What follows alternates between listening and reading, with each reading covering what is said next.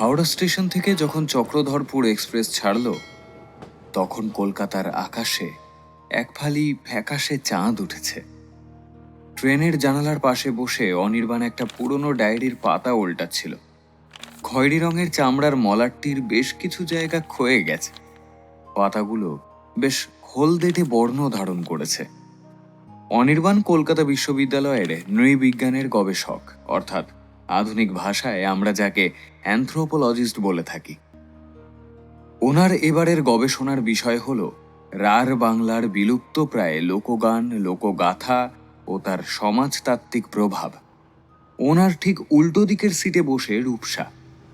সে মন দিয়ে তার ডিএসএলআর ক্যামেরার লেন্স পরিষ্কার করছে। রূপসা একজন পেশাদার ফোকলোর ফটোগ্রাফার। অনির্বাণের এই অভিযানের ফটো আর ভিডিওগ্রাফির দায়িত্ব এবারে পড়েছে তার কাঁধেই। ট্রেন যখন খড়গপুর পেরিয়ে মেদিনীপুরের লাল মাটির সীমানায় ঢুকল, রাত তখন বেশ গভীর। অনির্বাণ ডায়েরি থেকে মুখ তুলে রূপসার দিকে তাকিয়ে বলল, বুঝলি রূপসা, আমরা যেখানে যাচ্ছি সেটা শুধু একটা প্রত্যন্ত গ্রাম নয়, জানিস, এটা কিন্তু একটা জীবন্ত ইতিহাস।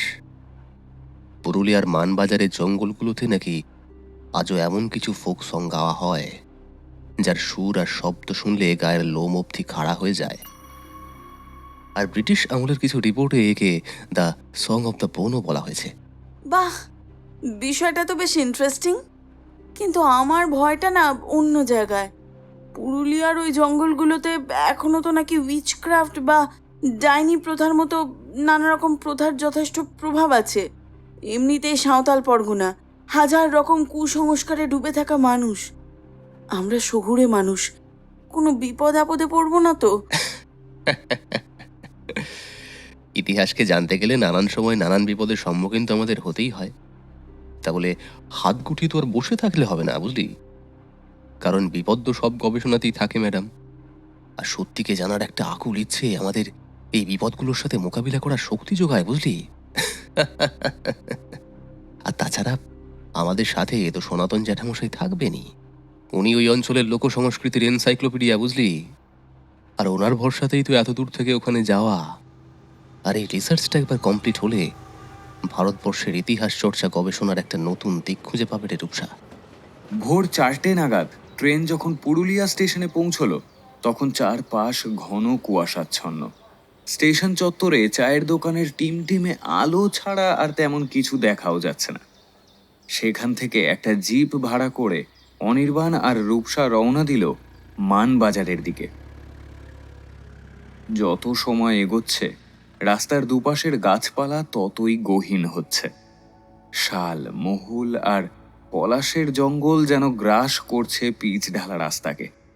পিচ রাস্তা কাটিয়ে ওরা যখন গ্রাম্য মেঠো পথ ধরল, রাঙা মাটিতে চাকার ঘষায় ধুলো উড়িয়ে রাঙিয়ে দিচ্ছিল ঝোপঝাড়ের পাতাগুলিকে। সকাল 8টা নাগাদ জিপটি এসে থামলো একটা ছোট্ট আদিবাসী গ্রামের শেষ প্রান্তে। মাটির দেয়াল, খড়ের চালের ঘরগুলো বেশ গোছানো। মাটির দেয়ালে সুন্দর করে নানান নকশা আলপনা দেওয়া। সেখানেই একটি ঘরের দাওয়ায় বসে তামাক খাচ্ছেন এক বৃদ্ধ। পরনে খাটো ধুতি, গায়ে একটা ফতুয়া। লোকটা এক মনে দোতারা বাজাচ্ছেন। মুখের চামড়া বয়সের ভারে প্রায় কুঁচকে গেছে, কিন্তু দু চোখের গভীরতা তীক্ষ্ণ বাজ পাখির ন্যায়। লোকটি তার ভাঙা দোতারাটা পাশে রেখে দিয়ে উঠে দাঁড়ালেন। আইসো আইসো বাবুরা, আইসো। কোথাকে কষ্ট কইরে আইলে? বৃদ্ধ সনাতন বাবু খাঁটি মানভূমি উপভাষায় ওদের স্বাগত জানালেন। ওনার কণ্ঠে এক অদ্ভুত আন্তরিকতা, আবার একই সাথে কেমন একটা গাম্ভীর্য বিদ্যমান। অনির্বাণ এগিয়ে গিয়ে ওনার পা ছুঁয়ে প্রণাম করল। আহ, থাক থাক। ইনি হলেন সনাতন মাহাতো, অনির্বাণের সনাতন জ্যাঠামশাই। রূপসাও হাত জোর করে ওনাকে নমস্কার জানায়। সনাতন বাবু তাদের দাওয়ায় মাদুর পেতে বসতে দিলেন। বসো বসো, এখানে বসো। ভিতর থেকে এক কিশোরী কাঁসার ঘটিতে জল আর গুড় নিয়ে এলো। অনির্বাণ জল খেয়ে মুখ মুছে বলল, জ্যাঠামশাই, অশোকের সূত্রেই আপনার সাথে আমার কথা হয়েছিল ফোনে। হ হ, ঠিক কইছ, ঠিক কইছ। অশোক আমার ভাইয়ের পোলা। সে তো বহু বছর আগে ওরা এখান থেকে শহরে চইলা গেছিল। অশোক সম্পর্কে আমার ভাইপো হয়। তুমি তো উয়ারি মাস্টার মশাই। হ্যাঁ হ্যাঁ, আমি অশোকের প্রফেসর। অশোক আমার আন্ডারেই ওর পিএইচডি রিসার্চটা চালাচ্ছে। আর ওই আপনার হদিশটা দেয়, বুঝলেন? আমার এই গবেষণা শেষ করতে কিন্তু আপনার সাহায্য চাই জ্যাঠামশাই। হ হ, আপনি কন না, কি সাহায্য করুম আপনাদের। অশোক তো আমার পোলার মতোই, ও যখন আপনার এইখানে পাঠাইছে, সাহায্য তো আমারই করতেই হবে। জ্যাঠামশাই, আমি ভারতবর্ষের বিভিন্ন লোকসঙ্গীত, লোককথা নিয়ে গবেষণা করছি, বুঝলেন? আপনাদের এই গ্রামের দেবী মানে মাতা চণ্ডী সম্পর্কে অশোকের কাছে নানান কথাই শুনেছি। এই দেবীকে কেন্দ্র করে নাকি এই গ্রামে একটা নির্দিষ্ট গানও আছে যে শুনেছিলাম। কি যেন, হ্যাঁ হ্যাঁ, মনে পড়েছে। খয়ার চণ্ডীর গান। ওই গানটি একবার শুনতে চাই জ্যাঠামশাই। আর তার সাথে এই জঙ্গলটাও একবার দেখতে চাই, যেখানে দেবীর মন্দিরটা রয়েছে। খয়ার চণ্ডীর নাম শুনতেই সনাতন বাবুর স্বতঃস্ফূর্ত মুখের ভাবটা এক মুহূর্তে কেমন যেন বদলে গেল। তিনি হাতের হুঁকোটা পাশে নামিয়ে রেখে চারপাশটা একবার দেখে বেশ নিচু গলায় বললেন,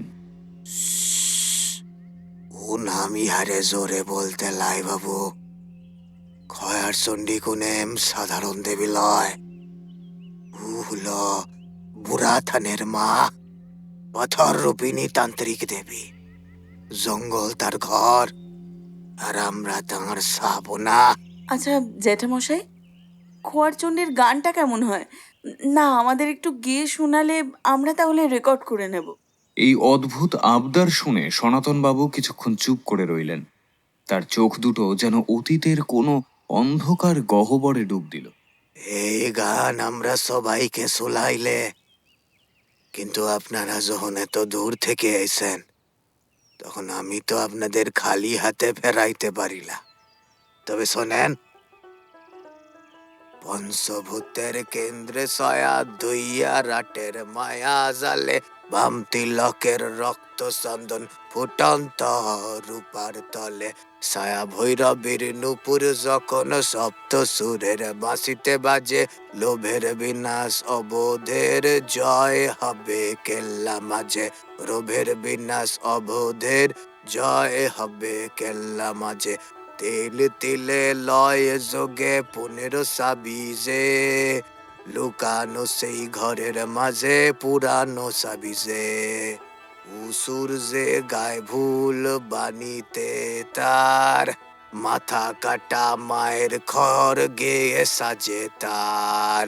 বলো জয় জয় মা চণ্ডীর জয়, জয় জয় জয় রণচণ্ডীর জয়। বলো জয় জয় জয় খয়ার গায়ের চণ্ডীর জয়, জয় জয় জয় বলো মা চণ্ডীর জয়। গানটার প্রতিটি সুর, প্রতিটি কথা যখন ঘরের মাটির দেয়ালে ধাক্কা খাচ্ছিল, তখন আচমকা এক অদ্ভুত কাণ্ড ঘটল। বাইরে তখন চড়া রোদ, কিন্তু ঘরের ভিতরের একমাত্র নিভন্ত লণ্ঠনের কাঁচটা হঠাৎ করেই ফেটে পড়ে তীব্র চড়চড় শব্দ করে। কাঁচের টুকরো ঘরের সর্বত্র ছড়িয়ে পড়ে। একই সাথে দাওয়ার কোণে রাখা তুলসী মঞ্চের ওপর একটা শকুন এসে বসল।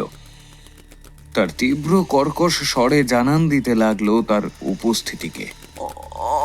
অনিদা, রূপসা চমকে উঠে অনির্বাণের হাতটা চেপে ধরতেই অনির্বাণও নিজেও কিছুটা অপ্রস্তুত হয়ে পড়ে। তৎক্ষণাৎ সে নিজেকে সামলে নেয়। সনাতনবাবু গান থামিয়ে দেখলেন তার হাতের দোতারাটির একটি তার ছিঁড়ে গেছে। তিনি দীর্ঘশ্বাস ফেলে বললেন, দেখলে তো বাবু, ভুবনের বাতাস ভারিয়েছে, ইসুর ঘরের ভিতরে গাওয়া বরণ মা গোসাই রাগ করল। জ্যাঠামশাই, এই গানের এই মাঝের লাইনটার মানেটা কি? মানে উসুর যে গায়ে ভুল বাণীতে তার মাথা কাটা মায়ের খড়গে সাজে, এটার মানেটা কি জ্যাঠামশাই? সনাতনবাবু অনির্বাণের দিকে স্থির দৃষ্টিতে তাকিয়ে বললেন, ও হলো দেবীর কুটের চাবি বাবু। দেবীর কিল্লারে আমরা ইহানের লোকেরা দেবীর কট বয়ে থাকি। ওই কটের নিচে একটা বড় রহস্য আছে বাবু, চন্দ্রেশ্বর ভৈরব। কিন্তু ওখানের রাস্তা শুধু ডিহুরি লক্ষিন্দরই জানে, আর কেউ জানে ক্লাই। ঠিক এই সময়ে উঠোনে একটা ভারী বুটের শব্দ শোনা গেল। দাওয়ার সামনে এসে দাঁড়ালো এক দীর্ঘকার ব্যক্তি। পরনে লাল রঙের আলখাল্লা, গলায় রুদ্রাক্ষের মালা, চোখে চশমা, মুখে এক চিলতে কুটিল হাসি। অনির্বাণ তীক্ষ্ণ চোখে লক্ষ্য করল লোকটার হাতের দামি ঘড়িটির দিকে। লোকটিকে দেখে মোটেই এই গ্রামের বলে মনে হচ্ছে না তাদের। তাছাড়া কোনো সাধারণ সাধুর মতো নয়। নমস্কার, নমস্কার জ্যাঠামশাই। আমি আবারও আপনার বাড়িতে চলে এলাম। তা আমার প্রস্তাবটা নিয়ে কি ভাবলেন? শুনলাম এই এনারাও নাকি খয়াচণ্ডীর খোঁজে এসেছেন। তা আমি ভাবলাম পথ যখন একটাই, তখন সবাই মিলেই না হয় জঙ্গলে যাওয়া যাক। কি বলেন আপনারা? অনির্বাণের মনে কেমন যেন একটা খটকা লাগলো।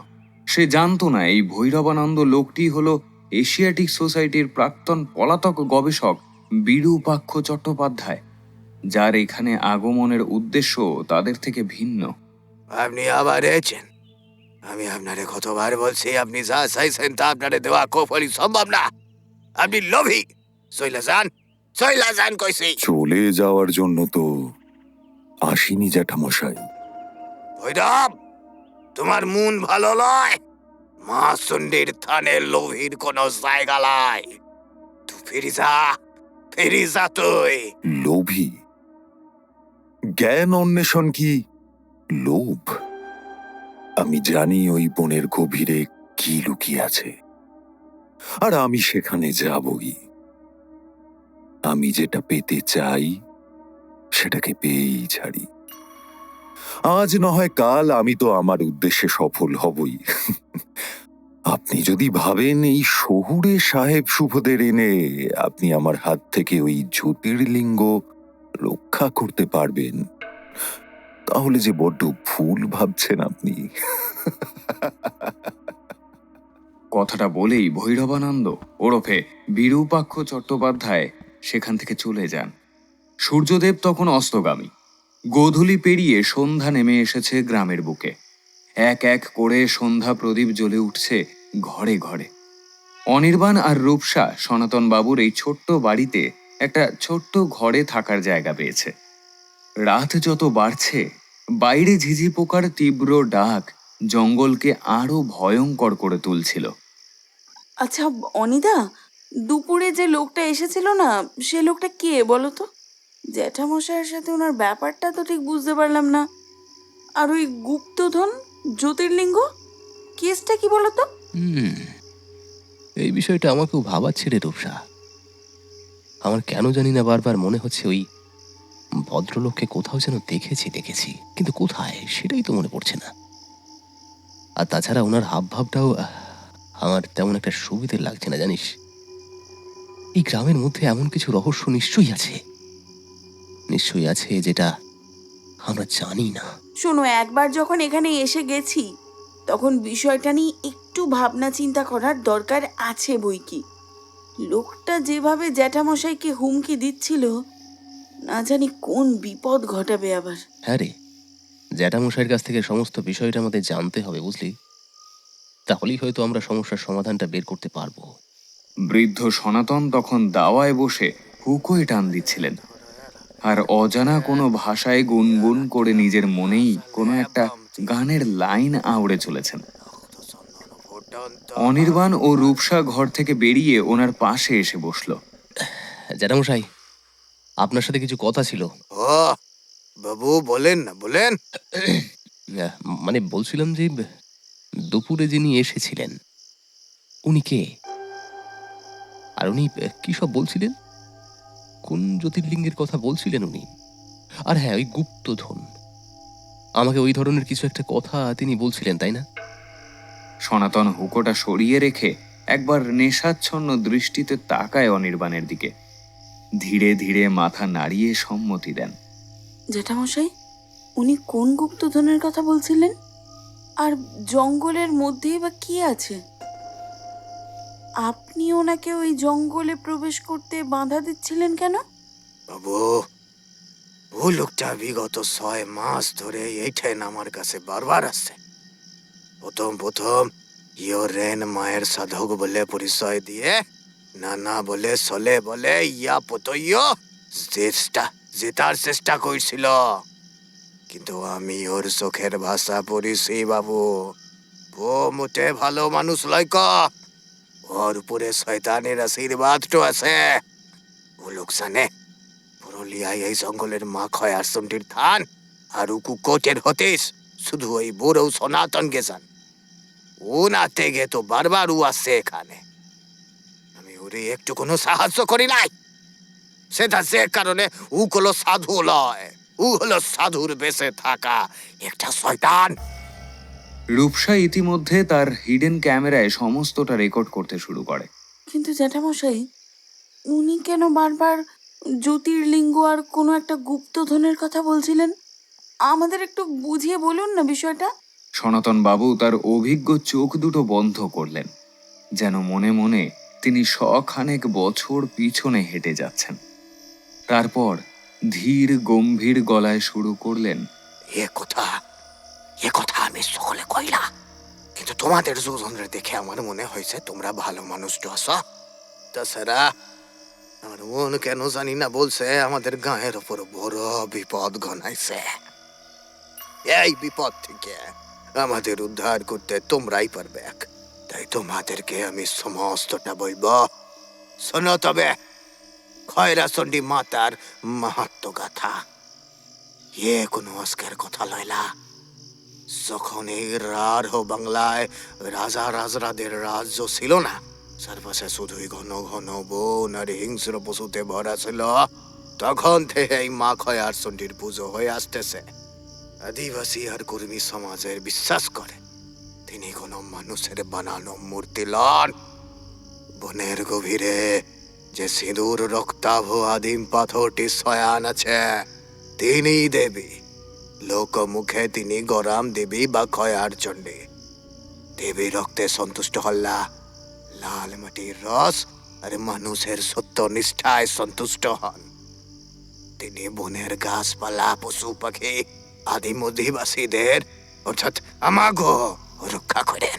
শত শত বছর ধরে কত বর্গী কত বিদেশি এই রার বাংলা লুট করতে আসছে, কিন্তু চণ্ডীর কোটে বা কেল্লায় যে পা রেখেছে অসৎ উদ্দেশ্যে, তার কেউ শান্ত ফেরে নাই। ও বোন ওদের কিলা খাইছে ওদের। অনির্বাণ মুগ্ধ হয়ে শুনছিল। সে খাতা কলম বের করে দ্রুত হাতে নোট নিতে নিতে বলল, আর ওই যে পারদ জ্যোতির্লিঙ্গ, সেই রহস্যটা কি জ্যাঠামশাই? বাবু কয়েছি ও কোনো গল্প লড়ে। খয়ারচণ্ডীর কোটের মাটির নিচে ও গর্ভগৃহ রয়েছে এক অতি প্রাচীন পারদ শিবলিঙ্গ। চণ্ডী মায়ের ভৈরব রূপে রইয়েছেন ওই পারদ জ্যোতির্লিঙ্গ। বিশুদ্ধ পারদ আর অষ্টধাতু গলিয়ে তৈরি করা হয়েছে ওই মহাদেবের প্রতিরূপ। লৌকিক মতে প্রাচীন লোকগাথা অনুযায়ী খৈরাচণ্ডীর এই কোট কেল্লার রাজা প্রতাপাদিত্যের সমসাময়িক এক রাজা হর্ষ ও তৈরি করেছিলেন এটা। লৌকিক বিশ্বাস ওই কোটের নিচে মাটির নিচে এক উঁচু কুঠুরি আছে, সেখানে রাখা আছে দেবীর অমূল্য সম্পদ আধার মানিক। ওটা আসলে কোনো সাধারণ মলিমুক্ত লয়ক, ওটা হলো কাঠি পারদ দিয়া তৈরি অলৌকিক জ্যোতির্লিঙ্গ। ওই লিঙ্গের চারপাশে রাজ পরিবারের 7টি সোনা অলস লুকানো আছে বটে, যার মোহর ও আর নানান মহামূল্যবান মণি মাইক্যতে এবারে ঠাইসা আছে ওগুলা। তার মানে সত্যি মানভূমের জঙ্গলে গুপ্তধন রয়েছে? আছে বইকে, কিন্তু ও ধন মানুষের ভোগের লয় রে, মানুষের ভোগের লয় মা। খুব পারদের লিঙ্গ হইল জঙ্গল আল্লাহর ভূমির পারাণ শক্তি। তান্ত্রিক কদক মতে উনা পারদ জ্যোতির্লিঙ্গ যদি জাহানায় গে নিজের মায়া মেকাতে বস দাঁড়াইয়া, তবে তো উনি অমরত্ব অলৌকিক সত্যি নামবে। আর উনা শক্তির এনা লোভ থেকে ভৈরবানন্দ নিত একদম বদ্ধ পরিকার মেনায়া। আর কথা লায়া উনা লিঙ্গরে যদি বাম তিলক তন্ত্র লেলা ঠিক মন্ত্র পাঠ কাথে বঙ্গা বুরু করা হওয়া তবে লাকি পার্থিব নমোয়া আর যদি ভুল বড় হওয়া তো জুটে দা তবে আরো অঞ্চল রেনা যত কিছু নষ্ট আবু যত গেহেন সাবা উনে ভৈরবানন্দ দ উনা পারদ লিঙ্গ উনা সাউতে দহ আকাত প্রাচীন তালপাত রেনা তান্ত্রিক পতি কুমরু রেনা ফন্দিরে মিনওয়া উনার খাতের কে পারমেন 100 মাস খন উনি দোয়েন সলে অলে কৌশলে বীর রেনা উকু হরৌ দো লাগে তো জবরদস্তি একান্দিয়া মেন খান উন হর রেনা হতিস দোয়ে ইয়া মায়ে বরায়া কথাগুলি সম্পূর্ণ নিজের আঞ্চলিক ভাষায় বলেন বৃদ্ধ সনাতন। রূপসা কথার মাথা মুন্ডু কিছুই বুঝতে না পেরে অনির্বাণের দিকে ইশারা করে। অনির্বাণ যেহেতু বহু বছর ধরে বিভিন্ন ধরনের ভাষা চর্চার সাথে জড়িত, তাই এই ধরনের আদিবাসী কিংবা আঞ্চলিক ভাষা সম্পর্কে তার সম্যক জ্ঞান যথেষ্ট আছে। অনির্বাণ রূপসাকে বলে, আসলে উনি বলতে চাইছেন যে তান্ত্রিকরা বিশ্বাস করে ওই পারদ জ্যোতির্লিঙ্গে যদি কেউ নিজের রক্ত দিয়ে অভিষেক করতে পারে তবে সে অমরত্ব এবং অলৌকিক শক্তি লাভ করে। আর সেই শক্তির লোভে ভৈরবানন্দ আজ নাকি বদ্ধপরিকর। আর লোককথা অনুযায়ী ওই লিঙ্গের ওপরে যদি বাম তিলক তন্ত্রের সঠিক মন্ত্রপাঠ করে পুজো দেওয়া যায় তবে তবে নাকি অপার্থিব ক্ষমতা লাভ করা যায়। আর যদি ভুল কোনো লোক সেটাকে স্পর্শ করে তবে পরিবেশের সাম্য বিনষ্ট হয়, পুরো রার অঞ্চল বিনষ্ট হয়ে যাবে, আর আমরা সবাই শেষ হয়ে যাব। ওই ভৈরবানন্দ ওই পারদলিঙ্গ আর তার সাথে প্রাচীন তালপাতার তান্ত্রিক পুঁথিটা চুরি করার ধান্দায় আছে। আর সেই জন্যই বিগত 6 মাস ধরে সে ওনাকে ছলে বলে কৌশলে জঙ্গলের গোপন রাস্তাটা দেখানোর জন্য চাপ দিচ্ছে। কিন্তু ওই পথের হদিশ উনি তো নিজেই জানেন না। তাহলে জ্যাঠামশাই, আমরা ওই সম্পদ আর মহাদেবের ওই প্রতীককে রক্ষা করব কি করে? ও পথের সন্ধান একজনই জানে বাবু, টিহুরি লক্ষিন্দর। ও এই বীর রেনা বনের বংশানুক্রমিক পুরোহিতটা বটে, কিন্তু কালকের দিনটা বড্ড ভারী বাবু। কাল করুম একাদশী, রেনা নিদ একাদশীর রাত, আর উনা সাউতে গ্রহণ আছে। এই নিদ রাতে বনের ভিতরে হয়ে বাতাস উল্টো দিকে বইও, আর কাল নিধরে বনের ভেতর কপালিনীর না লিপুরুষ হাদেয়া বেজে উঠে। সুন্দর ভৈরব কিছু সময়ের জন্য নিজের ক্ষমতা হারাবে, আর ও লোকটা এই কথাটা খুব ভালো কইরে বাড়ায়া জানে। ও কিছুতেই কালকের দিনটা হাত ছাড়া কয় বাইলাই। ও গুপ্তধন কমরু শরীর রে না আদর্শ দিনটা বটে ওর কাছে এই করম একাদশী। আপনি কপালিনী বলে কারো কথা বলছেন, সে আবার কে? ও মা, কপালিনী হলো একদা খয়ার চণ্ডীর মন্দিরের ভৈরবী সাদিকাটা বটে। আজ থেকে বহু বছর আগে একটু অত্যাচারী রাজা অমিয়ত হোসেন যখন জোর কইরে ও ভারত লিঙ্গটা হরণ করতে গেছিল, কপালিনী নিজের জীব বিসর্জন দিয়া ও মন্দির পুঁথি আর ও ভারত লিঙ্গটাকে রক্ষা করেছিল। তারপর থেকে সে সাদিকারাত্তা খয়ার চণ্ডীর হুকুমতে সে আজও বীর রেনা সীমানা পাহারা দেশে। কোন হর মানুষ যদি নিদরে বনে ঢুকবে তবে তার কোন নিস্তার লাইগো বাবুরা। রূপসা চোখের চশমাটা নাকের ওপর একটু ঠেলে দিয়ে সনাতন বাবুর দিকে তাকালো। গলায় এক ধরনের শহরের যুক্তিবাদী সংশয়ের রেশ ফুটিয়ে তুলে সে জিজ্ঞাসা করে, আচ্ছা জ্যাঠামশাই, একটা কথা না আমার মাথায় কিছুতেই ঢুকছে না। এই তো আপনি একটু আগে বললেন যে কাল করম একাদশীর রাত বনের সীমানা পাহারা দেবে স্বয়ং কপালিনী। যেই অসৎ উদ্দেশ্যে সেই জঙ্গলে ঢোকার চেষ্টা করবে তার মৃত্যু অবধারিত। কপালিনী নাকি কাউকেই থানের কাছে ঘেঁষতে দেয় না। তাহলে আপনি এই ভৈরব তান্ত্রিককে নিয়ে এত কেন ভয় পাচ্ছেন?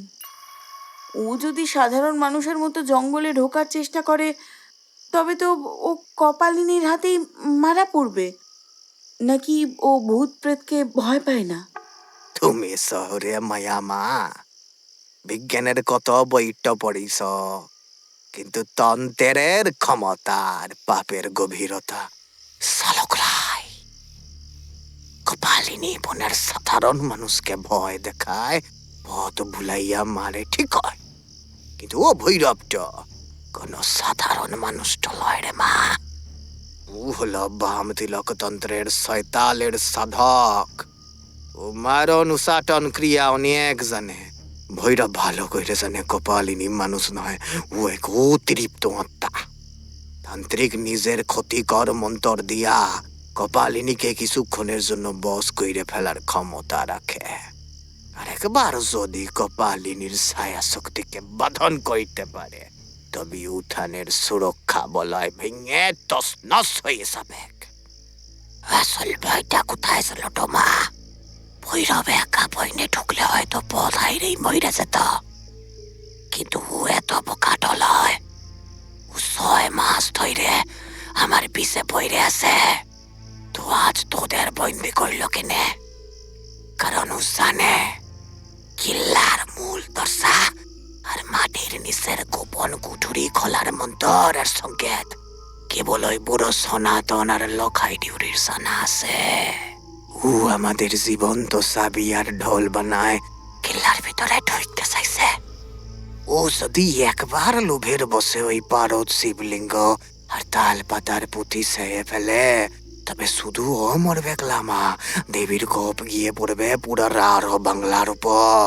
ঝাড়গ্রাম, পুরুলিয়া, বাঁকুড়া, গ্রামের পর গ্রাম মহামারীটাতে উজাড় হয়ে যাবে। লাল মাটির মানুষের রক্তে ভেসে যাবে। সেই সর্বনাশের ভয়েই আমার বুকটা কাঁপন ধইরেছে রে মা। ও ভৈরবের ভয়ে টলয়, ও ভৈরবের ভয়ে টলয়। পরদিন ভোরে যখন পলাশ গাছে রোদের প্রথম আলো এসে পড়েছে, তখন সনাতনবাবু অনির্বাণ ও রূপসাকে নিয়ে হাজির হলেন লক্ষিন্দর ডিহুরির মাটির ঘরে। লক্ষিন্দর তখন তার তীরের মুখে তেলের প্রলেপ দিচ্ছিল। তার তামাটে সুগঠিত শরীর, কপালে চওড়া সিঁদুরের তিলক আর চোখে তীক্ষ্ণ ধারালো দৃষ্টি।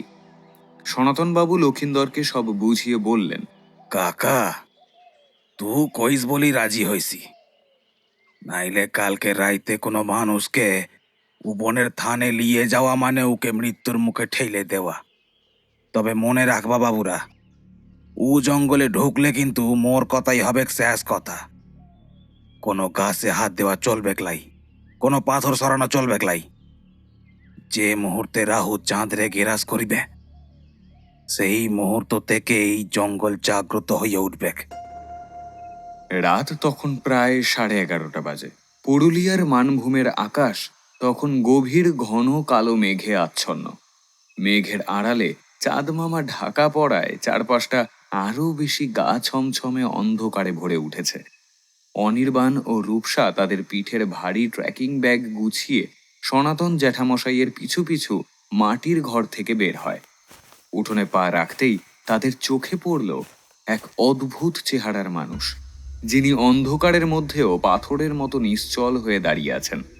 মাথায় জটাধারী চুল, পরনে শুধুই একটা বাঘ ছালের টুকরো, আর কোমরে তামা ও পেতলের নানা রকম কবজ, হাতে একটি প্রাচীন ধনুক আর পিঠে কাঠের তৈরি তুন, যাতে গোজা রয়েছে কয়েকটি বিশেষ ধরনের তীর। অনেকটা যোদ্ধার মতো লাগছে আজ এই ডিহুরির লক্ষিন্দরকে। বংশ পরম্পরায় মা চণ্ডীর থান আর চন্দ্রেশ্বর ভৈরবের সুরক্ষা বলয় আগলে রাখছে সে। লক্ষিন্দর অনির্বাণ আর রূপসার দিকে তীক্ষ্ণ দৃষ্টিতে তাকায়। তার দুটি চোখ যেন অন্ধকারের মধ্যেও মানুষের মনের ভেতরের ভয়টাকে পড়ে নিতে পারে। চলগেন বাবুরা, সময় বেশি লাই। আজ চাঁদ বড় দুর্বলটো আছে। তিথির ফের বসেই তো সেই কাল নাগটো বনে ঢুকবেক। লক্ষিন্দর তার তুন থেকে একটি বিশেষ তীর বের করে, যার ফলায় একটা সবুজ রঙের খনিজ পাথর বসানো ছিল। অদ্ভুতভাবে সেই পাথরটি থেকে জোনাকির মতো মৃদু একটা ফসফরাসের সবুজ আলো বিচ্ছুরিত হচ্ছিল, যা ওই ঘুটঘুটে অন্ধকারেও সামনের লাল মাটির পথটাকে আবছা চিনিয়ে দিচ্ছিল। অনির্বাণ নৃবিজ্ঞানী হিসেবে বহু আদিম সংস্কৃতির কথা পড়েছে, কিন্তু এমন প্রাকৃতিক বায়োলুমিনেসেন্ট পাথরের ব্যবহার সেই প্রথম নিজের চোখে দেখল। রূপসা ভয়ে ভয়ে তার নাইট কনভার্সন মোডের ক্যামেরাটা অন করে লক্ষিন্দরের পিছু নিল। গ্রামের সীমানা পার হতেই শুরু হলো সেই নিষিদ্ধ জঙ্গল। গাছগুলো এত ঘন যে মনে হচ্ছিল আকাশটাকে কেউ কালো চাদর দিয়ে ঢেকে দিয়েছে। চারিদিকের বাতাস হঠাৎ করেই বেশ ঠান্ডা হতে শুরু করলো। বনের গভীরে ঢোকার সাথে সাথে ঝিঝি পোকার ডাকও যেন অদ্ভুত মন্ত্রের মতো শোনাচ্ছে। হঠাৎ করেই লক্ষিন্দর থমকে দাঁড়ালো। সে মাটির দিকে ঝুঁকে পড়ে একটা শুকনো পাতা তুলে শুঁকল। তারপর অনির্বাণের দিকে তাকিয়ে বলল,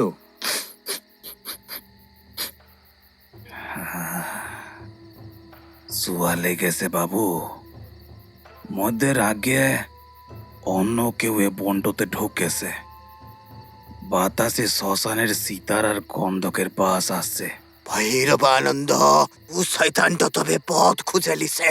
কিন্তু লক্ষিন্দর বাবু, আপনি বুঝলেন কি করে যে ওই সাধকই এই জঙ্গলে প্রবেশ করেছে?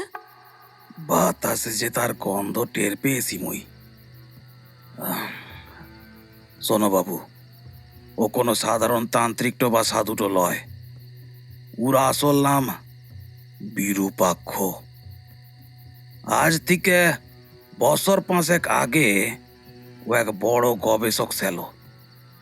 পুরনো রাজবাড়ির ধুলোবালি জমা গুপ্ত তান্ত্রিক পুঁথি আর রসায়নের বই ঘেঁটে ও এই চন্দ্রেশ্বর ভৈরবের কথা জানতে পারে। ওই শয়তান লোভের বসে ও নিজের পরিচয় বদলে ভৈরবানন্দ নাম লয়ে পেরাসিন রসায়নতন্ত্রের সাধনাও শুরুটো কইরে। রসায়নতন্ত্র? সেটা আবার কি? এই পেরাসিন দেশের রসসিদ্ধ তান্ত্রিকরা পারদ আর গন্ধক দিয়া অলৌকিক শক্তির পরীক্ষা করতেন। এই বনের গভীরে যে ভৈরব অনন্ত রুদ্র বা চন্দ্রেশ্বর ভৈরব আসেন, তিনি আসলে এক নিরেট পারদের তৈরি অলৌকিক জ্যোতির্লিঙ্গ। বছরের একটা নির্দিষ্ট পূর্ণিমার তিথিটোতে কোটের ছাদের এক গোপন ছিদ্র দিয়া যখন চাঁদের আলো সরাসরি উটোর উপর পড়ে, তখন চন্দ্ররশ্মির প্রভাবে লিঙ্গটির তেজ এবং চৌম্বকীয় শক্তি সর্বোচ্চ সীমায় পৌঁছায়। সেই টানেই ও নিজের স্থান ছেড়ে বেশ কিছুটা শূন্যে ভাসমান অবস্থায় টোতে থাইকে। আর দিদিমণি, আপনার প্রশ্নের উত্তরটা দিই আমি কি করে বুঝলাম। রসছিদ্র তান্ত্রিকদের গায়ে একটা অন্যরকম ঘেরান থাইকে, গন্ধক ও পারদের। সেই ঘেরানটা অনেকবার আমি ভৈরবানন্দের শরীর থেকে পাইছি। তাই বলতেছি, এই জঙ্গলে ও আমাদের আগেই প্রবেশ কইরেছে। আজ চাঁদ মেঘে ঢাকা, তিথিও দুর্বল বটে। গ্রহণ কাটলে তবেই পূর্ণাঙ্গ চন্দ্রের আবির্ভাবটা ঘটবে। পূর্ণিমার আগে পর্যন্ত সময়ে পারদ লিঙ্গটি সবচেয়ে শান্তটো থাইকে, কোনো বিকিরণটো কইরেলা। বিরূপাক্ষ এই দিনটার জন্যই বছরের পর বছর অপেক্ষা করেছিল। কারণ আজ ও লিঙ্গ চুরি করা আর তার চারপাশের 7 কলসি সোনার মোহর উদ্ধার করা সবচেয়ে সহজ হবে ওর জন্য। বাহ, বেশ সুন্দর করে আপনি গোটা বিষয়টা এক্সপ্লেন করলেন। আমার সব ডাউট ক্লিয়ার হয়ে গেল। তাছাড়া আপনার ডায়ালেক্টটা এখানকার লোকেদের মতো তো অতটাও নয়। আপনার কথাগুলো আমি একদম পারফেক্টলি বুঝতে পেরেছি। হাগো, আমাদের লোকাই শহরে গিয়ে অনেক পড়াশোনা করছে, তারপর গায়ে ফিরে আপন বাপ ভাইটোদের মতক এই গ্রামের ধম্মে কম্মে মন দেছে।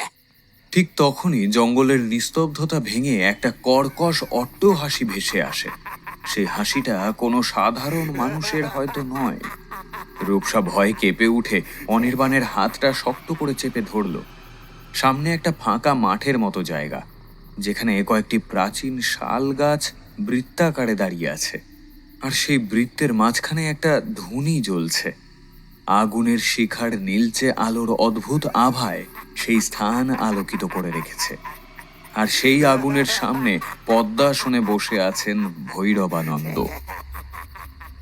তার কপালে লাল সিঁদুরের মস্ত তিলক, মুখে এক কুটিল তৃপ্তির হাসি, তার পাশে 3-4 জন লোক আধুনিক স্বয়ংক্রিয় আগ্নেয়াস্ত্র নিয়ে দাঁড়িয়ে। ভৈরব চোখ না খুলেই বললেন, আসুন আসুন অনির্বাণ বাবু, আসুন জ্যাঠামশাই। এশিয়াটিক সোসাইটির ল্যাবরেটরি আমায় যা দিতে পারেনি, এই রাড়ের জঙ্গল আজ আমায় তা দিতে চলেছে।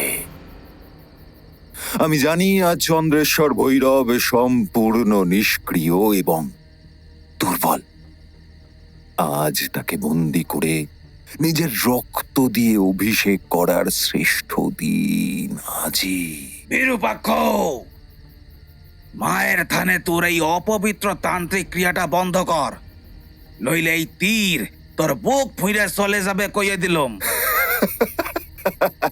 লক্ষিন্দর, তোমার ওই আদিবাসী জাদু আমার এই বাম তিলক তন্ত্র আর আধুনিক এই সমস্ত অস্ত্রধারীদের সামনে তুমি নস্যি। আমি শুধু ওই লিঙ্গ নয়, তার নিচের 7 কলসি হিরে জহরত নিয়ে যাব, ক্ষমতা থাকলে আটকে দেখা। এই বলে ভৈরব মাটি থেকে এক মুঠো ছাই তুলে বাতাসে ছুড়ে দিয়ে একটা বিকট গগন বিদারী কণ্ঠে মন্ত্রোচ্চারণ করতে শুরু করে। ওম হ্রিং ক্লিং দেবন স্বাহা, ওম হ্রিং ক্লিং দেবন। মুহূর্তের মধ্যে চারপাশের আবহাওয়া কেমন যেন চোখের পলকে বদলে যেতে শুরু করেছে। তীব্র ঠান্ডা ঝোড়ো হাওয়া বইতে শুরু করেছে।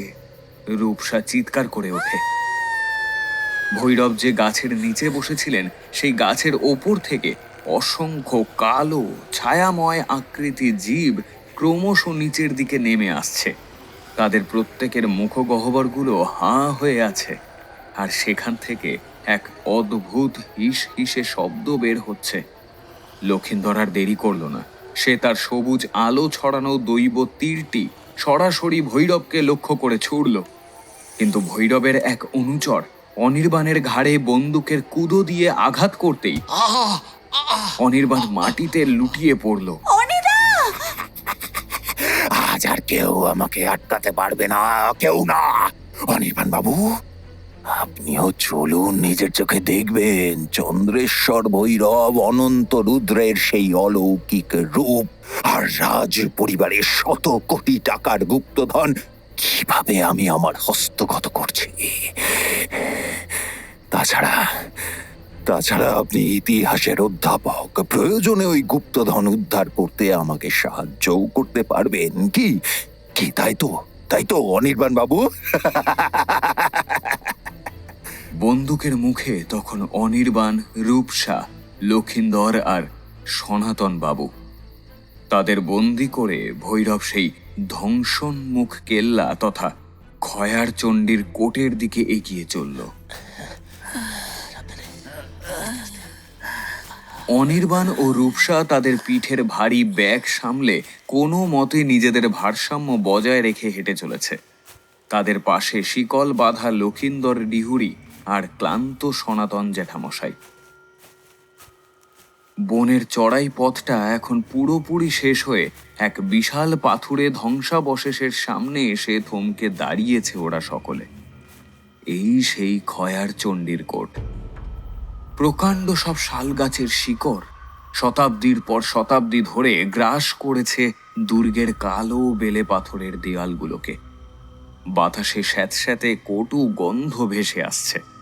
কোটের ঠিক কেন্দ্রস্থলে একটা বৃত্তাকার চত্বর। তার মাঝখানে স্থাপিত রয়েছে প্রায় 10 ফুট উঁচু এক রক্তাক্ত পাথরের বেদি। অদ্ভুত বিষয় হলো, সেই পাথরের গা বেয়ে গাঢ় লাল রঙের একটা তরল চুইয়ে পড়ছে, যা মাটির সাথে মিশে রক্তের মতো ঘন এক তরলে রূপান্তরিত হচ্ছে। বেদির 4 কোণে 4টে খিলানযুক্ত স্তম্ভ, যার গায়ে খোদাই করা আছে নরকপাল, পদ্ম এবং কিছু জটিল জ্যামিতিক চিহ্ন। ভৈরবানন্দ চোখ দুটো বড় বড় করে সেই বেদির দিকে এগিয়ে গেল। তার মুখে তখন এক উন্মত্ত তৃপ্তির হাসি খেলে বেড়াচ্ছে। হাত বাড়িয়ে বিশাল বেদিটাকে ঠেলে সরানোর চেষ্টা করল সে, কিন্তু শতাব্দী প্রাচীন সেই ভারী পাথর যেন এক চুলও নড়ল না। ভৈরব ও তার সাঙ্গপাঙ্গরা নিজেদের সর্বশক্তি প্রয়োগ করে ধাক্কা দিল, কিন্তু ফলাফল হলো সেই শূন্য। তোদের মতো পাপীদের হাতে ও বুড়া মায়ের থান খুলবে গলাই রে, খুলবে গলাই। এত সহজ লয় মায়ের ভৈরবের কাছে পৌঁছানো।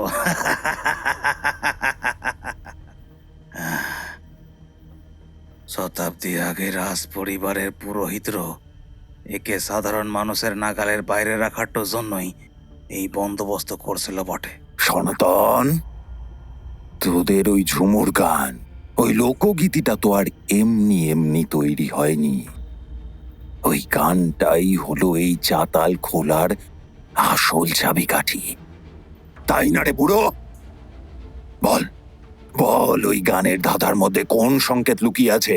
কিভাবে সরবে এই বেদি? বল। ভূগণ্ড মায়ের বন্দনা বটে, কোন সার ডাকাতের গুপ্তধন খোঁজার লক্ষ্যালয়।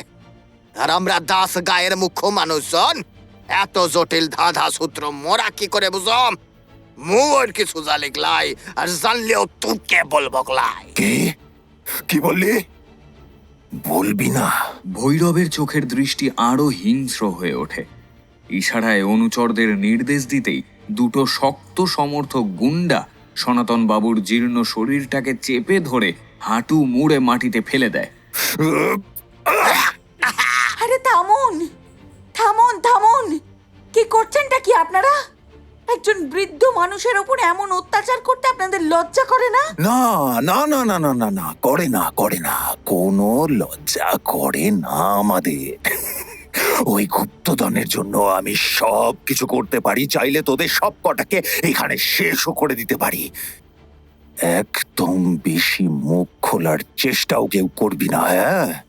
ভৈরব নিজেই এবার ওই বেদির দিকে এগিয়ে গেল। খোদাই করা জ্যামিতিক চিহ্ন আর ব্রাহ্মী সংখ্যাগুলোর ওপরে আঙুল বুলিয়ে বোঝার চেষ্টা করল। কপালের শিরা ফুলে উঠছে তার, কিন্তু এই ধাঁধার সমাধান কিছুতেই করতে পারছে না সে। হঠাৎই তার নজর পড়ল পেছনে শান্ত হয়ে দাঁড়িয়ে থাকা অনির্বাণের দিকে। ভৈরবানন্দের মুখে ফুটে ওঠে আবারও সেই কুটিল শয়তানি হাসি। ওহো, আমি তো ভুলেই গিয়েছিলাম, আমাদের সঙ্গে একজন নামজাদা নৃবিজ্ঞানী তথা প্রত্নতত্ত্ববিদ রয়েছেন। ইতিহাসের ছাত্র তো আপনি, অনির্বাণ বাবু। প্রাচীন পুঁথি, প্রত্নতাত্ত্বিক সংকেত, বিভিন্ন লিপির রহস্যভেদ করাই তো আপনার কাজ, তাই না? আপনার সেই বইয়ের জ্ঞান আজ এখানে যে কাজে লাগাতে হবে আপনাকে। অনির্বাণ কোনো উত্তর দিল না, শুধু স্থির দৃষ্টিতে ভৈরবানন্দের দিকে তাকিয়ে রইল। ভৈরব তার এক অনুচরকে ইশারা করল। গুন্ডাটি মুহূর্তে রূপসার কপালে ঠান্ডা বন্দুকের নলটা শক্ত করে ঠেকিয়ে দিল। রূপসা ভয়ে চোখ বুজল। আমার কথা মতন কাজ না করলে কি হতে পারে আশা করি তার আন্দাজ আপনি করতে পারছেন, অনির্বাণ বাবু। রূপসা দেবীর বাঁচা মরা সবটাই নির্ভর করছে এখন আপনার উপরে।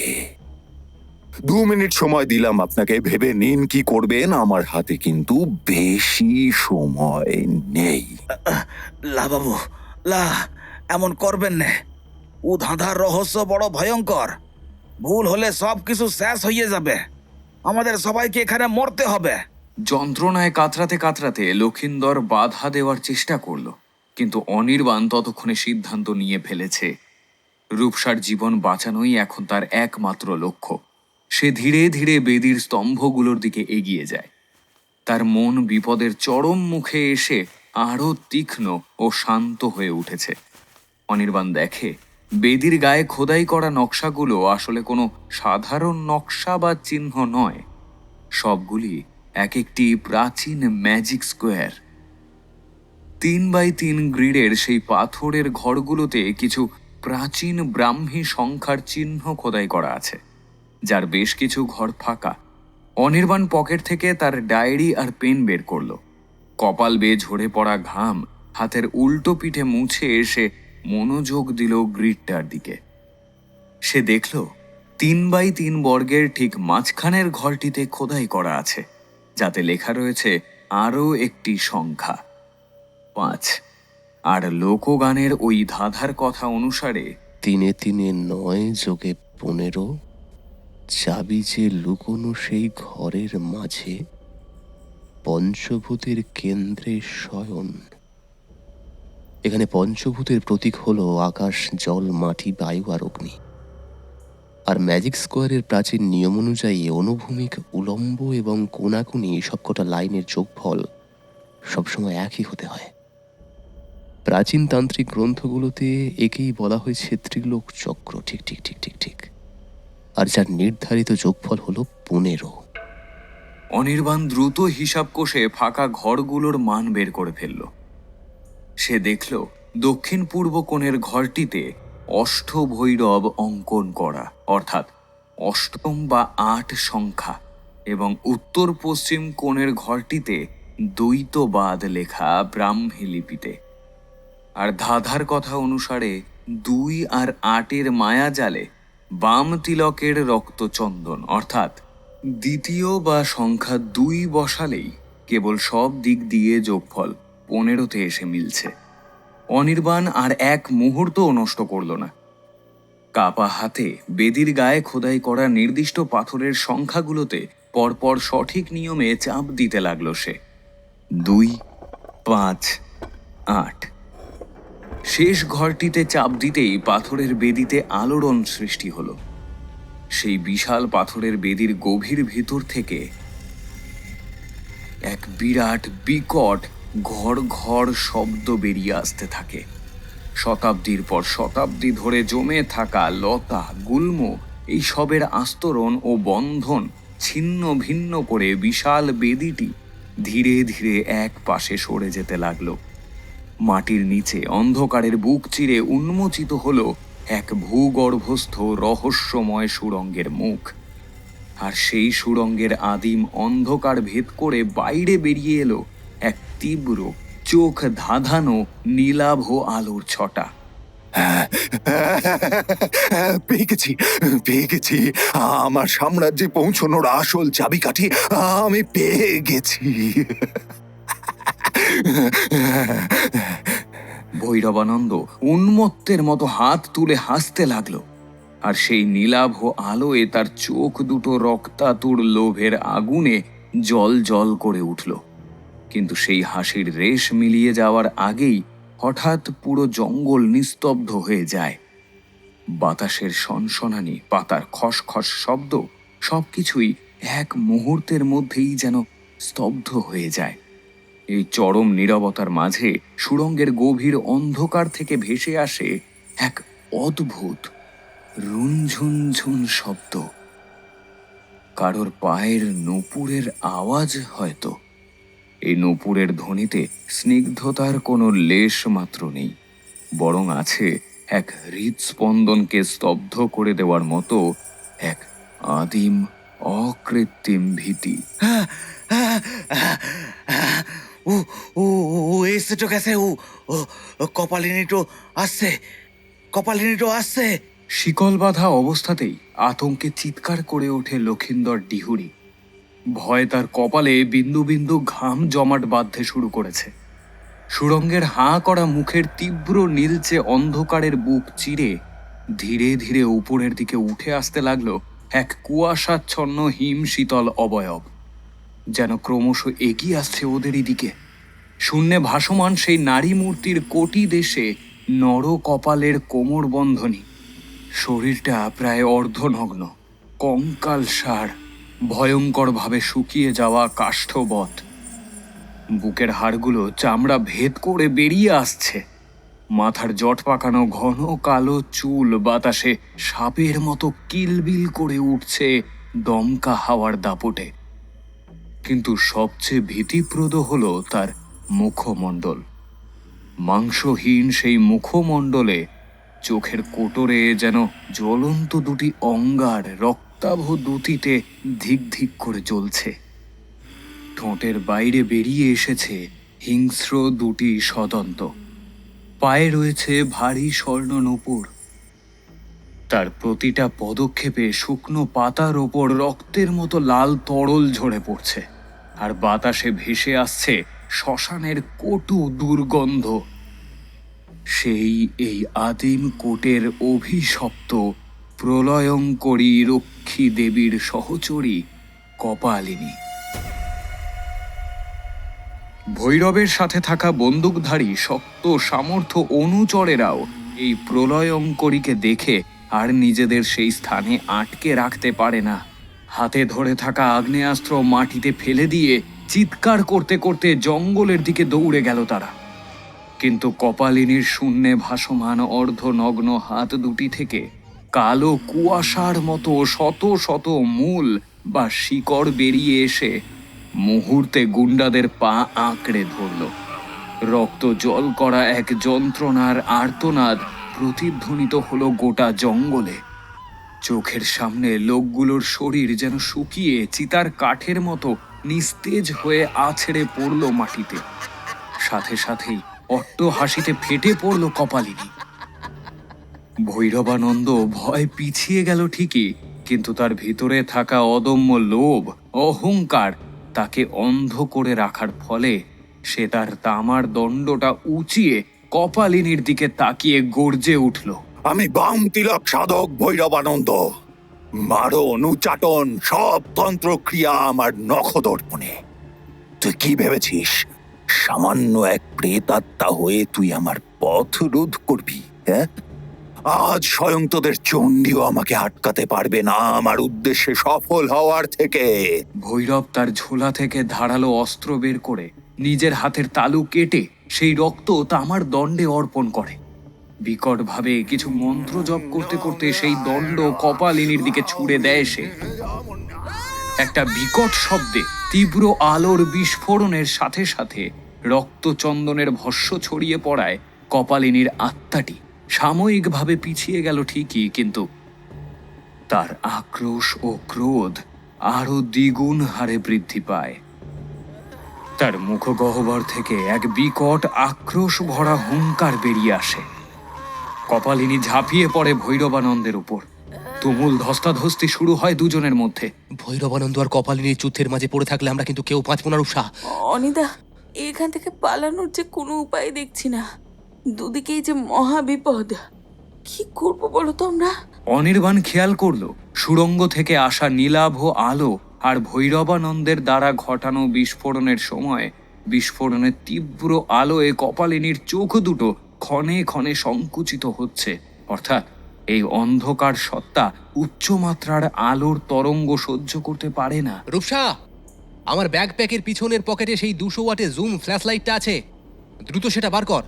আলোটা সোজাসুজি ওর মুখের ওপর ফেললে তীব্র আলোতে হয়তো কোনো কাজ হলেও হতে পারে। তাড়াতাড়ি। কিন্তু আর কোনো কিন্তু নয় রূপসা, যেটা বলছি সেটা কর, ইটস মাই অর্ডার। রূপসা তার কাপা কাপা হাতেই কোনো মতে পিঠের ব্যাগটা খোলে। ব্যাগের চেইনটা টেনে হাতড়ে বের করে আনলো ধাতু নির্মিত ভারী জুম ফ্ল্যাশ লাইটটি। এক মুহূর্ত দেরি না করে সে সুইচে চাপ দিয়ে আলোটি কপালিনীর রক্তচক্ষু লক্ষ্য করে হাই বিমে ধরে। মুহূর্তের মধ্যে পুরো অন্ধকার চত্বর এক তীব্র চোখ ধাঁধানো সাদা আলোয় ধুয়ে গেল। সেই আলোর তীব্র তরঙ্গ গায়ে লাগতেই কপালিনী এক ভয়ঙ্কর নারকীয় যন্ত্রণায় চিৎকার করে হাত দিয়ে মুখ ঢাকল। আলোর এই বিকিরণ অন্ধকারের ওই শক্তি কিছুতেই সহ্য করতে পারে না। না, বন্ধ কর, বন্ধ কর এই আলো। আমি সহ্য করতে পারছি না। কাউকে ছাড়বো না আমি, কাউকে না। ভৈরবানন্দ এই সুবর্ণ সুযোগ কিছুতেই হাতছাড়া করল না। উন্মত্তের মতো সুড়ঙ্গের সিঁড়ি বেয়ে নিচের অন্ধকারের দিকে ছুটে গেল সে। উকে থামাতে হবে বাবু। উ পাপি পারদলিঙ্গ শুলে এ গোটা পাহাড়টা ধসে পড়বে। লক্ষিন্দর ততক্ষণে নিজের হাতের বাঁধন একটা ধারালো পাথরের কোনায় ঘষে আলগা করে ফেলেছে। সময় আসন্ন, কিছুক্ষণের মধ্যে যে রাহু গ্রাস করবে সন্দর্রে, তার আগে যে করেই হোক ভৈরবানন্দকে আটকাতেই হবে। দ্রুত চলো সকলে। অনির্বাণ, রূপসা, সনাতন বাবু আর লক্ষিন্দর এই চারজনেই সেই তীব্র নীলাভ আলো ঠিকরে বেরিয়ে আসা সুড়ঙ্গের দিকে দৌড়ে যায়। অন্যদিকে তীব্র আলোক রশ্মির জন্যে কপালিনী প্রবল আক্রোশে চিৎকার করে চলেছে। পাথরের খাড়ায় সিঁড়ি বেয়ে অজানা পাতালপুরীর দিকে নামতে শুরু করে চারজনে। সুড়ঙ্গের খাড়া পাথুরে সিঁড়ি বেয়ে যতই অনির্বাণ, রূপসা, সনাতন আর লক্ষিন্দর নিচের দিকে নামছিল, বাতাস যেন ততই ভারী, তপ্ত এবং তীব্র ধাতব গন্ধে ভরে উঠছিল। দেয়ালের গায়ে শতাব্দী প্রাচীন মশাল জ্বালানোর লোহার আংটাগুলোয় আগুনের বদলে সেখানে জ্বলছে এক অলৌকিক নীলচে রঙের দ্যুতি। ওরা যখন সুড়ঙ্গের শেষ প্রান্তে পৌঁছল, তখন এক অবিশ্বাস্য নৈসর্গিক দৃশ্য দেখে সকলে যেন স্তব্ধ হয়ে যায়। ওরা প্রত্যেকে এসে দাঁড়িয়েছে এক বিশাল বৃত্তাকার ভূগর্ভস্থ গর্ভগৃহের সামনে। সেই কক্ষের ঠিক মাঝখানে অবস্থান করছে এক প্রকাণ্ড প্রস্তর কুণ্ড। সেই কুণ্ডের ভেতর থেকে জল নয়, বরং খাঁটি তরল পারদের ধারা তপ্ত লাভার ন্যায় ফুটছে। সেই ফুটন্ত পারদের ঠিক ওপরে শূন্যে ভাসমান অবস্থায় স্থির হয়ে 1-1.5 ফুটের সেই জ্যোতির্লিঙ্গ। পারদের মতোই তার গায়ের রং শুভ্র বর্ণের, যার ভিতর থেকে এক অতি প্রাকৃতিক নীল ও রূপলি আলোর তীব্র মায়াময় বিকিরণ ছড়িয়ে পড়ছে চারিদিকে। পাতালপুরীতে অধিষ্ঠান করছেন স্বয়ং ভৈরব অনন্ত রুদ্র, যিনি এই অঞ্চলে সাধারণ মানুষের কাছে চন্দ্রেশ্বর ভৈরব নামে পরিচিত। কেল্লার ছাদের এক গোপন ছিদ্র দিয়ে আসা ক্ষীণ চন্দ্ররশ্মির ছোঁয়ায় লিঙ্গটি নিজের স্থান থেকে মাত্র হাতখানেক শূন্যে ভাসমান অবস্থায় রয়েছে। পূর্ণিমার রাতে এই শক্তি কয়েকশো গুণ বেড়ে যায় ঠিকই, কিন্তু মাত্র কয়েক মুহূর্ত, তারপরেই চন্দ্রগ্রহণ। যে মুহূর্তে চন্দ্রের ওই দৈব আলোক রশ্মি সরাসরি লিঙ্গটিকে স্পর্শ করতে পারবে না, ঠিক সেই সময় কিছু মুহূর্তের জন্যে অনন্ত রুদ্র ভাসমান অবস্থা থেকে নিজের আসনে বিরাজ করবেন। আর এই সময়টাই হচ্ছে বছরের সেই দুর্বল মুহূর্ত, যখন কোনো পাপী চাইলে ওই দৈব মূর্তিটি চুরি করতে সক্ষম হবে। সেই সাথে সাথে কুণ্ডের চারপাশ ঘিরে মাটির নিচে পোতা 7টি প্রকাণ্ড সোনার কলসিও নিজের করে নিতে সক্ষম হবে সে। মহারাজা প্রতাপাদিত্যের আমলের হিরে, পান্না, চুনি, সোনার মোহর আরও নানান মূল্যবান সম্পদ এখানে খয়ার চণ্ডীর কোটে গচ্ছিত রাখা সেই আদিকাল থেকে। পেরেছি, আমি পেরেছি আমার লক্ষ্যে পৌঁছতে। এই তো সেই চন্দ্রেশ্বর ভৈরব, আর এই তো সেই আধার মানিক। কুণ্ডের ওপাশে দাঁড়িয়ে উন্মত্তের মতো হাসছে তখন বিরূপাক্ষ চট্টোপাধ্যায় ওরফে ভৈরবানন্দ। ওই তো শয়তানটা বাবু, উড়ে আটকান। অনির্বাণ যেই মুহূর্তে ভৈরবানন্দকে আটকাতে ছুটে যাবে, ঠিক সেই মুহূর্তে সারা জঙ্গল তলিয়ে যেতে শুরু করে এক ঘন নিকষ কালো আধারের ঘেরাটোপে। চন্দ্রকে গ্রাস করেছে রাহু। ভৈরবানন্দ হাসতে হাসতে এগিয়ে যেতে থাকে চন্দ্রেশ্বর ভৈরবের মূর্তির দিকে। আর ঠিক তখনই গর্ভগৃহ কাঁপিয়ে আবারও বেজে ওঠে সেই ভয়ঙ্কর নূপুরের ধ্বনি। তীব্র হাওয়ার কুণ্ডলীর মতো এক রাশ কালো ধোয়ার কুণ্ডলী গর্ভগৃহে আছড়ে পড়ে। রূপসার ক্যামেরার হাই ফ্রিকোয়েন্সি ফ্ল্যাশের সাময়িক ধাক্কা কাটিয়ে কপালিনী এবার সে আরও ভয়ঙ্কর ও রুদ্র রূপে ফিরে এসেছে। পারদ কুণ্ডের মধ্যে তীব্র আলোড়নের সৃষ্টি হয়েছে, আর সেই কুণ্ডের মধ্যে থেকে অসংখ্য কালো ছায়াময় হাত তীরের মতো ধেয়ে গেল ভৈরবানন্দের দিকে। ভৈরবানন্দ তার দণ্ড দিয়ে সেই হাতগুলোকে আটকানোর চেষ্টা করলো ঠিকই, কিন্তু কপালিনীর এক তীব্র ধাক্কায় ভৈরবানন্দের দণ্ডটি ছিটকে গিয়ে পারদের কুণ্ডে পড়ে মুহূর্তেই গলে গেল। ভৈরবানন্দ নিজেও ছিটকে পড়ল পাথরের দেয়ালে। তার মাথা ফেটে গিয়ে রক্ত চুইয়ে পড়তে লাগলো। এবার আমাকে পালা। উকাপালিনী কাউকে জ্যান্ত সার্বেক নাই।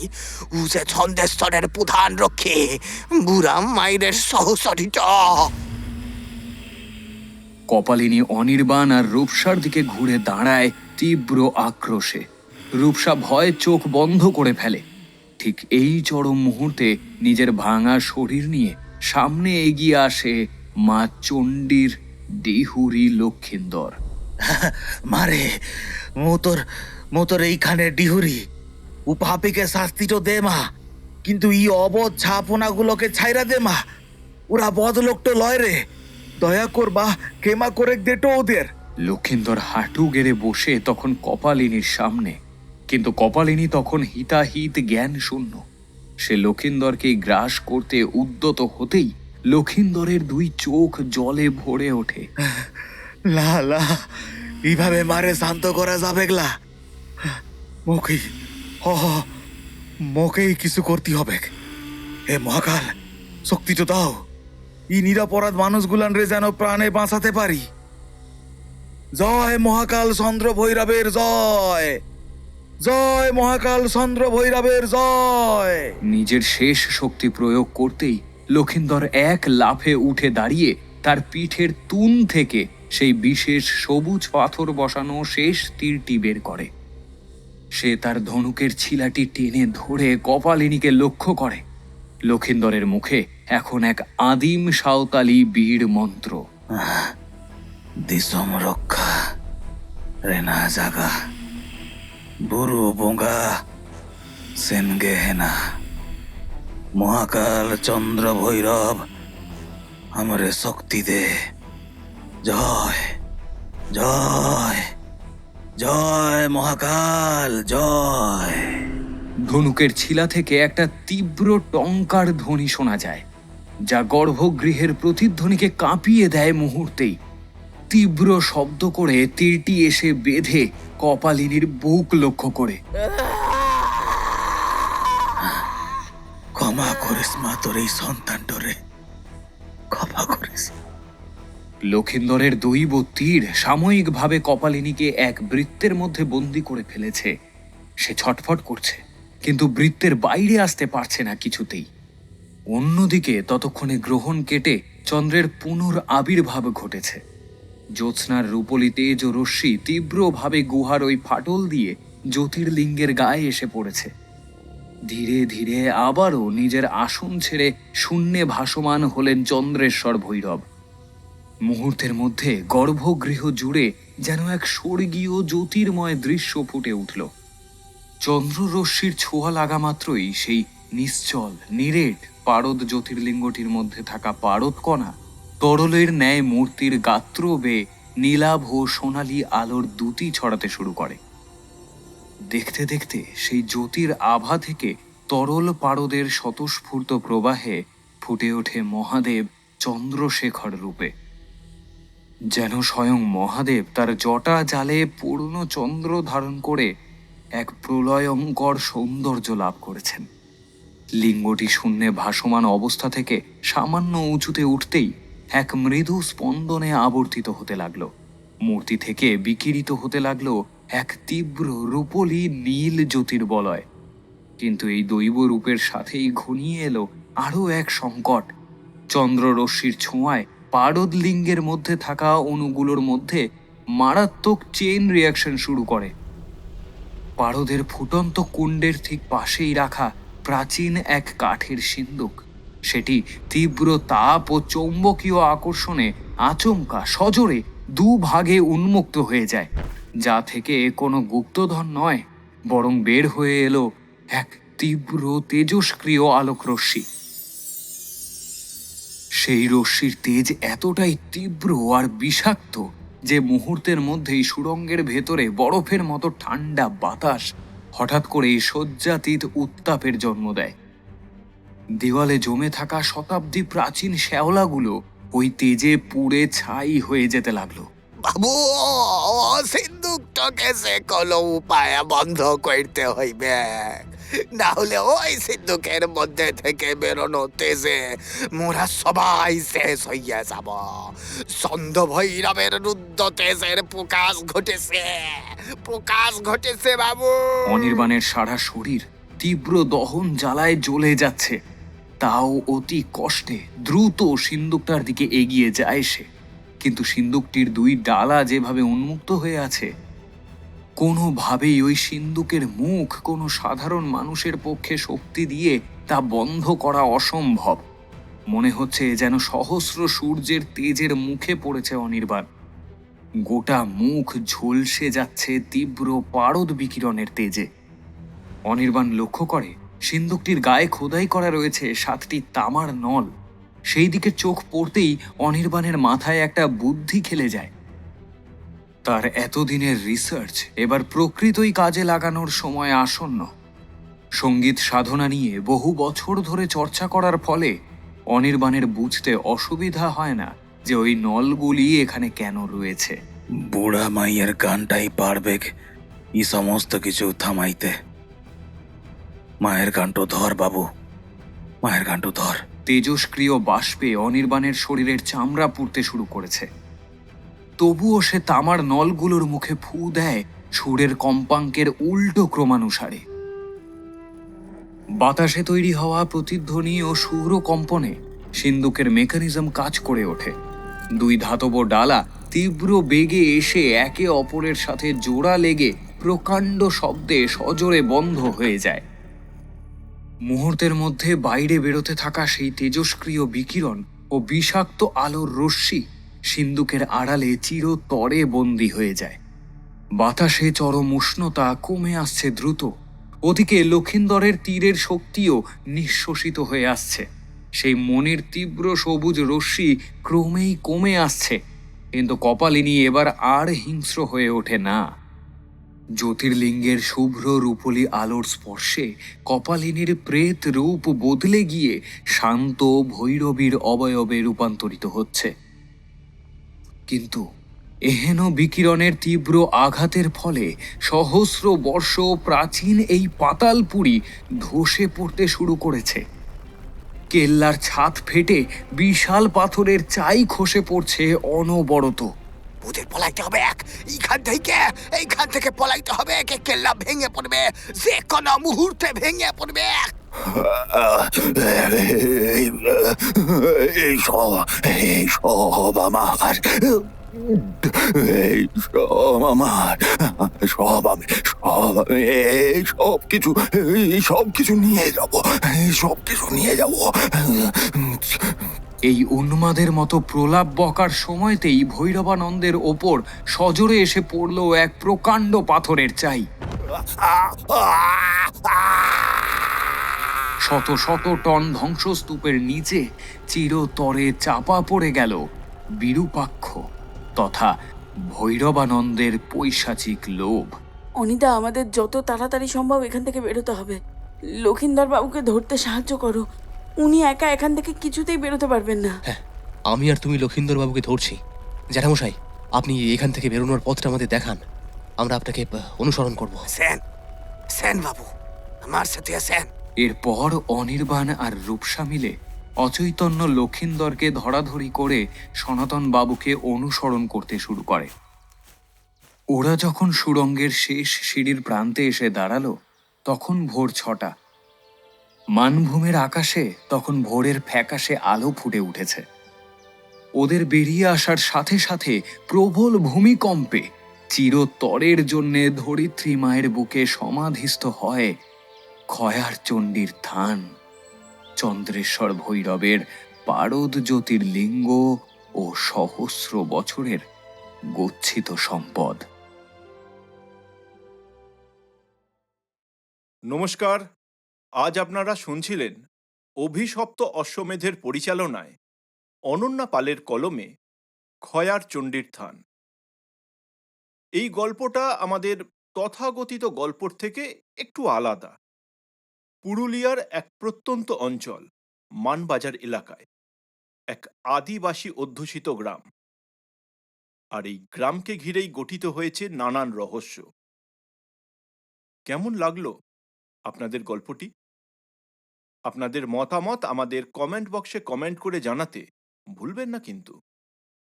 আপনাদের একটি লাইক, একটি শেয়ার, একটি সাবস্ক্রাইব ও একটি হাইপ আমাদের এই কর্মপ্রচেষ্টাকে আরও অনেকের কাছে পৌঁছে দিতে পারে।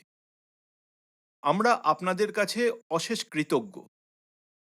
আমাদের গল্প দশম মহাবিদ্যা, এই গল্পটি ইতিমধ্যে 1 লক্ষের বেশি শ্রোতা শুনে ফেলেছেন। আপনি শুনেছেন তো? আমাদের কর্মপ্রচেষ্টাকে এগিয়ে নিয়ে যাওয়ার জন্য আপনাদের যে কোনো সিদ্ধান্ত, যে কোনো মতামত আমাদের কমেন্ট বক্সে কমেন্ট করে জানাতেই পারেন। আজ আসি, আবার আপনাদের সঙ্গে দেখা হবে আগামী শনিবার ঠিক রাত 10টায়। নমস্কার।